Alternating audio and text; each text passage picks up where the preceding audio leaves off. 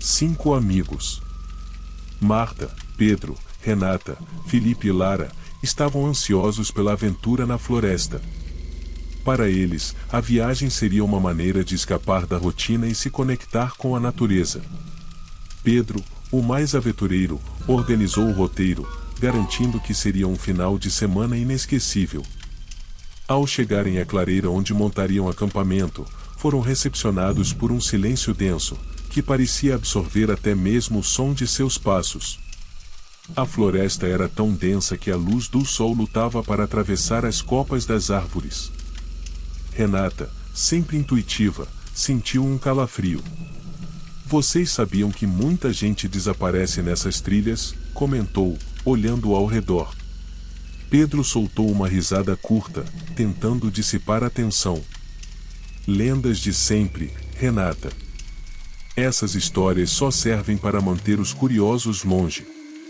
Ela sorriu de volta, mas o desconforto não a abandonou. A floresta ao redor parecia mais misteriosa, com uma atmosfera pesada que não combinava com o entusiasmo deles. À medida que a noite caía, o grupo se reuniu em torno da fogueira. Eles contavam histórias e riam, mas, em certo momento, um som estranho surgiu de algum ponto da floresta. Era um assobio suave, quase como uma melodia, que se misturava ao som do vento nas folhas. A princípio, todos acharam que fosse algum animal ou o próprio vento passando entre os galhos. No entanto, o som persistia, e Pedro percebeu que não havia um padrão natural ali. O assobio vinha e ia, mantendo o mesmo tom, como se estivesse se aproximando. Alguém mais está ouvindo isso? Perguntou Marta, franzindo a testa. Lara inclinou a cabeça, curiosa. Parece uma canção. Felipe, cético, deu de ombros. É só o vento. Esse lugar tem todo tipo de eco, não é nada demais. Mas o assobio continuou, e a inquietação se instalou entre eles. Decidiram ignorar e foram dormir, embora a melodia distante insistisse em rodear o acampamento, invadindo os sonhos de cada um. No amanhecer seguinte, eles decidiram começar o dia com uma trilha até um ponto de observação. No entanto, ao procurarem o caminho, perceberam que não conseguiam localizar a trilha que haviam seguido. O GPS não funcionava, e o mapa físico que trouxeram parecia confuso diante da vegetação fechada. Marta e Pedro tentaram manter a calma, mas Renata começou a demonstrar sinais claros de pânico. Temos que voltar agora, essa floresta não é normal. Enquanto discutiam qual direção seguir, o assobio ecoou novamente. Desta vez, estava mais próximo e mais claro, como se viesse de um ponto específico entre as árvores. Lara, ao contrário de Renata, parecia intrigada pelo som, quase atraída por ele.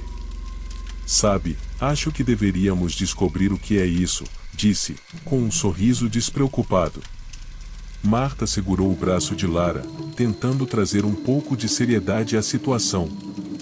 Algo não está certo aqui. Não devemos nos aproximar. À medida que o dia avançava, o assobio se tornava uma presença constante, pairando no ar como uma sombra. Cada vez que tentavam se afastar, o som parecia segui-los, ou pior, atraí-los mais para o interior da floresta. Felipe e Renata começaram a sentir os primeiros efeitos diretos. Ao tentar falar, suas vozes simplesmente desapareceram, como se tivessem sido roubadas. Os lábios se moviam, mas nenhum som saía. Desesperados, tentavam comunicar gestualmente, mas a falta da própria voz gerava um pânico crescente. Marta e Pedro tentaram manter a calma, mas a tensão entre o grupo aumentava com cada minuto. À tarde, após horas de tentativas falhas de se orientar, eles encontraram uma árvore marcada com um símbolo estranho. Era um círculo cruzado por uma linha sinuosa, quase como uma advertência. Pedro começou a suspeitar que aquilo não era obra de um simples visitante, mas talvez uma marca de aviso. Esse lugar tem algo errado, murmurou, agora visivelmente perturbado. Marta olhou, preocupada, e os dois perceberam que o assobio parecia estar se aproximando, como se os cercasse. Renata começou a chorar silenciosamente, tentando comunicar que sentia que algo os observava. Ao cair da noite, o grupo entrou em um estado de verdadeiro desespero. Lara, que antes mostrava-se apenas intrigada, agora parecia estar completamente hipnotizada pelo som. Ela começou a caminhar lentamente em direção à escuridão, como se seguisse o assobio. "Lara, para!", gritou Pedro, mas a garota não reagiu. Marta e Pedro correram atrás dela, tentando impedi-la de se afastar. Ao se aproximarem, viram uma sombra, uma figura indistinta no meio das árvores, com uma presença pesada e perturbadora. A figura parecia humanoide, mas sua forma era nebulosa, oscilando como uma chama. Pedro segurou o braço de Lara, tentando trazê-la de volta, mas foi repelido por uma força invisível. Ele caiu no chão, sentindo um frio gelado percorrer sua espinha ao ver que a sombra se movia, observando-os com um olhar vazio e faminto. Marta ajudou Pedro a se levantar, mas, ao tentarem arrastar Lara de volta, o assobio se intensificou, preenchendo o ambiente com uma melodia enlouquecedora. Era como se a própria floresta estivesse viva, envolvendo o grupo em uma prisão de sons e sombras. Em meio ao caos, Felipe, mudo e desesperado, correu em direção oposta, na tentativa de escapar. Sua figura desapareceu rapidamente entre as árvores, engolida pela floresta. Marta tentou chamar por ele, mas o assobio crescia em sua mente, tornando impossível concentrar-se. Com o olhar vazio, Renata começou a se afastar, seguindo a melodia, como se não pudesse resistir. Pedro segurou Marta, ambos conscientes de que estavam perdendo o controle da situação, e sentiram que estavam completamente sozinhos e desamparados. Renata, lutando para comunicar, pegou um pedaço de papel e rabiscou freneticamente: "Ele quer nos calar para sempre." Marta tentou acalmá-la, mas Renata, com os olhos vidrados, também começou a seguir a direção do assobio, sumindo entre as árvores, enquanto Marta tentava segurá-la em vão. A cada segundo que passava, o assobio parecia mais próximo, como se estivesse dentro da própria cabeça de Marta, inundando-a de um medo paralisante. Marta e Pedro tentaram seguir juntos, mas perceberam que estavam presos em um labirinto invisível.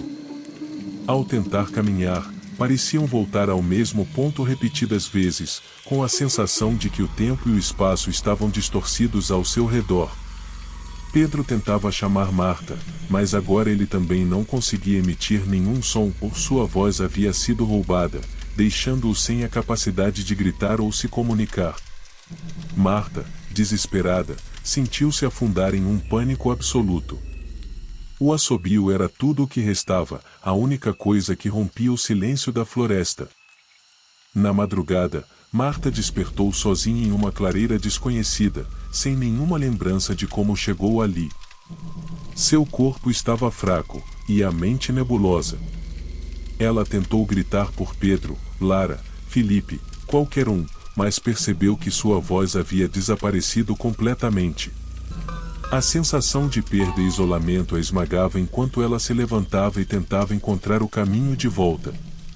Caminhou por horas até encontrar uma trilha de resgate, onde, finalmente, viu outras pessoas. Marta tentou desesperadamente avisá-los sobre a entidade, o assobio, e o que acontecerá com seus amigos. Seus lábios se moviam, mas nenhum som saía. Os que estavam ali tentaram entender sua situação, mas ela era incapaz de se comunicar. Em um último esforço, ela pegou um papel e tentou escrever a advertência sobre a criatura que a havia deixado muda, mas a cada palavra que tentava escrever, o assobio parecia intensificar-se em sua mente, bloqueando seus pensamentos. O som ecoava, como se fizesse parte dela agora. Marta percebeu, horrorizada, que o assobio nunca iria embora. Mesmo fora da floresta, ela continuaria a ouvi-lo, carregando o som e a maldição como um fantasma dentro de si. Enquanto tentava desesperadamente encontrar uma forma de alertar as pessoas ao seu redor, o som do assobio começou a ecoar mais uma vez, baixo e constante, como um sussurro assombrando cada canto de sua mente.